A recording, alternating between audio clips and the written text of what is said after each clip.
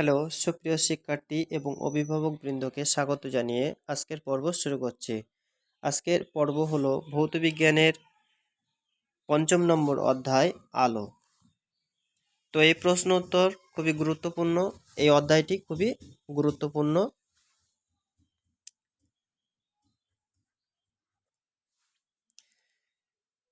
এই অধ্যায় থেকে ১২ নম্বরের উত্তর করতে হবে। মাধ্যমিক পরীক্ষায় মোট ৭টি প্রশ্ন থাকবে। তার মধ্যে এমসিকিউ থাকবে ২টি, ভিএসএকিউ থাকবে ২টি, এসএকিউ থাকবে ১টি, আর এলএকিউ থাকবে ২টি। তো সব মিলে ৭টি প্রশ্ন থাকবে, ১২ নম্বর। তো ১২ নম্বরের প্রশ্নের উত্তর এই অধ্যায় থেকে করতে হবে। তো সুপ্রিয় শিক্ষার্থী, প্রশ্নগুলো স্ক্রিন থেকে পড়ে নেবে। খুব গুরুত্বপূর্ণ প্রশ্ন।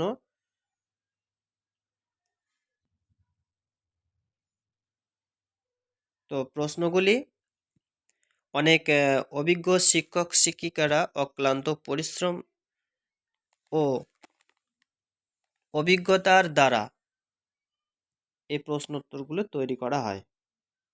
প্রশ্ন উত্তরগুলি খুবই গুরুত্বপূর্ণ প্রশ্ন, বাছাই করা।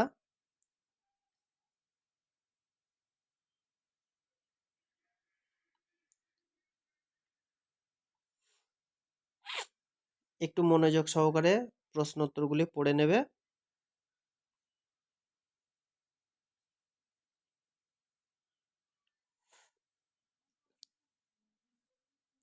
আশা করি ১০০% কমন পাবে। কমন কমন পাবেই পাবে।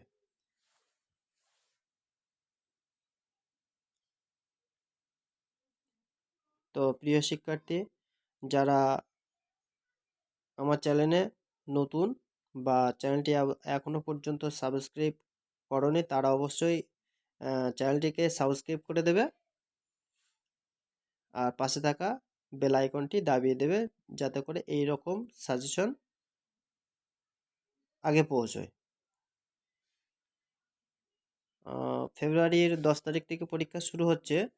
তো খুব মনোযোগ সহকারে পড়াশুনো একটু করবে, আর পাশাপাশি একটু লেখার অভ্যাসটা করবে।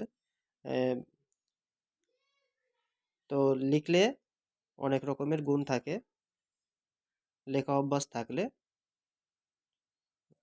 যেমন হাতে লেখাটা পরিষ্কার হবে, হাতে লেখার লাইন সোজা থাকবে, বানান ভুল কম হবে।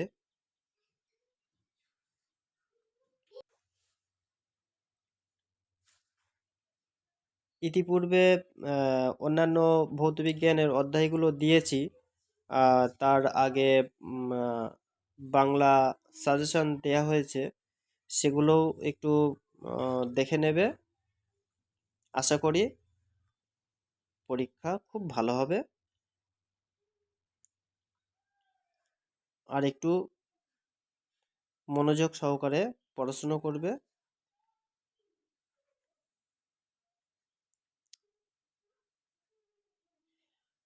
মাধ্যমিক খুব গুরুত্বপূর্ণ একটা পরীক্ষা, জীবনের প্রথম স্টেজ। তো বুঝতেই পারছো মাধ্যমিক পরীক্ষাটা কেমনভাবে দিতে হবে। খুবই কঠোর পরিশ্রমের মাধ্যমে মাধ্যমিক পরীক্ষাটা দেওয়ার চেষ্টা করবে। আশা করি এর মানে আমি যেটা বলতে চাইছি যে মাধ্যমিক পরীক্ষার যে ফলাফল, সেই ফলাফলের উপরেই কিন্তু পরবর্তী লাইফটা গড়বে। তো মাধ্যমিক হচ্ছে সর্বপ্রথম শুরু। তো সেই পরীক্ষাটা খুব গুরুত্বপূর্ণ একটি পরীক্ষা। মাধ্যমিক পরীক্ষার উপরে কিন্তু মাধ্যমিক পরীক্ষাটা জীবন গড়ার প্রথম পরীক্ষা। তো সেই পরীক্ষাটা যেন খারাপ না হয়, আশা করি যেন ভালো হয়। সেই দিকে খেয়াল করে একটু পড়াশুনো করবে।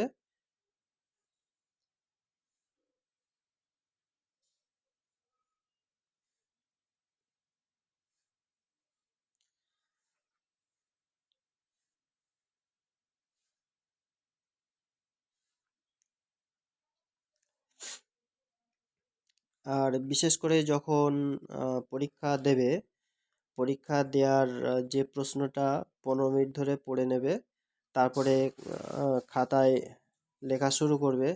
খাতাটা উপরে এবং বাঁ দিকে একটু ভাঁজ করে নেবে, নিয়ে তারপরে খুব সুন্দর করে সেখানে মোটামুটি রোল নাম্বার ইত্যাদি এগুলো মোটামুটি যেগুলো লিখতে হয় সেগুলো লিখে প্রশ্নের উত্তরগুলো সঠিকভাবে, যে প্রশ্নগুলো হচ্ছে সেই প্রশ্নগুলো সঠিকভাবে লেখার একটু চেষ্টা করবে। প্রথম মানে খাতার প্রথম পৃষ্ঠা বা তার পরের পৃষ্ঠা যেন কোনো রকম কাটাকুটি বা কোনো রকম বানান ভুল বা কোনো রকম যেন লাইন না ব্যাকে বা খুব সুন্দরভাবে যেন হাতে লেখাটা হয় সেইভাবে খেয়াল করে একটু লেখার চেষ্টা করবে। আর বাদবাকি যেন দাগ নাম্বার যেন ভুল না হয়, দাগ নাম্বার দিয়ে খেয়াল রাখবে যে একটা দাগের লিখে অন্য দাগের উত্তর লেখা পড়ছে, এরকমটা যাতে না হয়। আর লেখার আগে একটু ভেবে নেবে যে আমি কি লিখতে চলেছি। লেখার পরে ভাবলে কিন্তু ওটা কেটে আবার নতুন করে লিখতে হবে, তাতে করে খাতা মানে কাটাকুটিটা বেশি হয়ে যাবে। এই জন্য এদিকে একটু খেয়াল রাখা দরকার।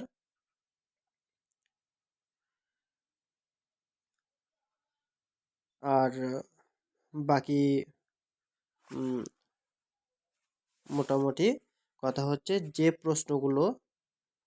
প্রশ্নগুলো মোটামুটি আগে হবে সেই প্রশ্নগুলো আগে আগে করে নেবে, করে নিয়ে শেষ পর্যন্ত পরীক্ষার শেষ মুহূর্তে এসে টাইমটা একটু দেখে নেবে, টাইমের দিকে খেয়াল করে পরীক্ষা দেবে। আর শেষ মুহূর্তে এসে খাতাটা অন্তত একবার একবার অন্তত যে লেখাটা প্রথম থেকে শেষ পর্যন্ত লিখেছো সেই লেখাটা একবার পড়ে নেবে। পড়ে নিয়ে চোখ বুলিয়ে সে কোথায় বানান ভুল হচ্ছে, কোথায় রয়ের পুটুলি ছেড়ে গেছে, কোথায় এরকম টুকিটাকি যে জিনিসগুলো যখন ছেড়ে যাবে সেগুলো একটু ঠিকঠাক করে নেবে। আর বাদবাকি নতুন কলম, অবশ্যই নতুন কলম নিয়ে কেউ পরীক্ষা দিতে যাবে না, কারণ নতুন কলমের কালি কিন্তু ঠিকঠাকভাবে লেখা হয় না। তো তা নতুন কলম যদিও কেনো তো তো সেই কলমটা একটু ঘষে ঘষে ঘষে ঘষে যেন অন্য একটা পৃষ্ঠায় বা অন্য জায়গায় একটু ঘষে ঘষে একটু লেখাটা যেন স্পিড বাড়ে, আর এই খসখসে ভাবটা যেন না হয়, লেখাটা যেন সুন্দরভাবে ফুটে ওঠে, সেরকম ধরনের কলমটা বানাতে হবে বা সেরকম কলম নিয়ে যেতে হয় পরীক্ষার হলে। আর বিশেষ করে কলম একটু বেশি করে নিয়ে যাবে। যদি যদি কোনো রকমভাবে কলমের সমস্যা হয় তাহলে কি অন্য কলম দিয়ে লেখা যাবে। তো এই দিলে আর একটু টাইমের দিকে নজর রাখবে, সঠিক টাইমে যাওয়ার চেষ্টা করবে। কোনো রকম হুড়োহুড়ি বা কোনো রকম এরকমটা করবে না, শেষ মুহূর্তে এসে হুড়োহুড়ি করে পরীক্ষা দিতে যান, তাতে করে সব গুলিয়ে যায়।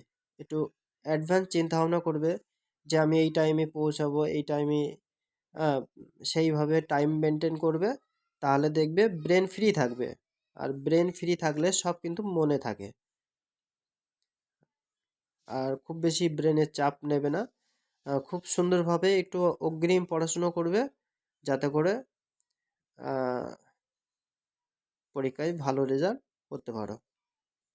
যারা এখনো প্রস্তুতি নাওনি, আমি আশা করে বলছি যে এখন থেকেই শুরু করে দাও প্রস্তুতি, পরীক্ষা কিন্তু খুব কাছেই এসে গেছে।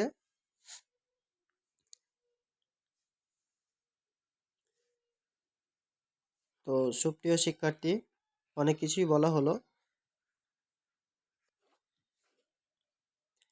অবশ্যই এরকম গুরুত্বপূর্ণ সাজেশন পেতে আমাদের সঙ্গে থাকবে।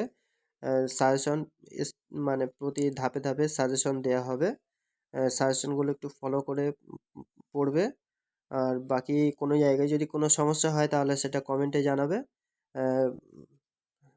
সলিউশন দেয়া হবে।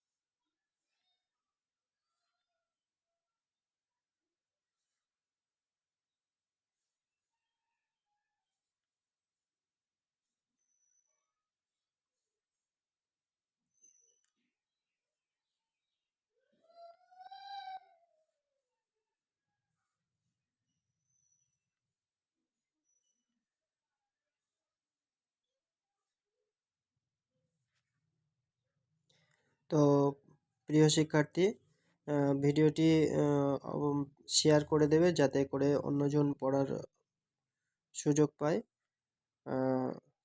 তো আজকের ভিডিও এই পর্যন্ত। দেখা হচ্ছে ভৌতবিজ্ঞানের পরের অধ্যায়, ষষ্ঠ অধ্যায় নিয়ে আসছি। তো ততক্ষণ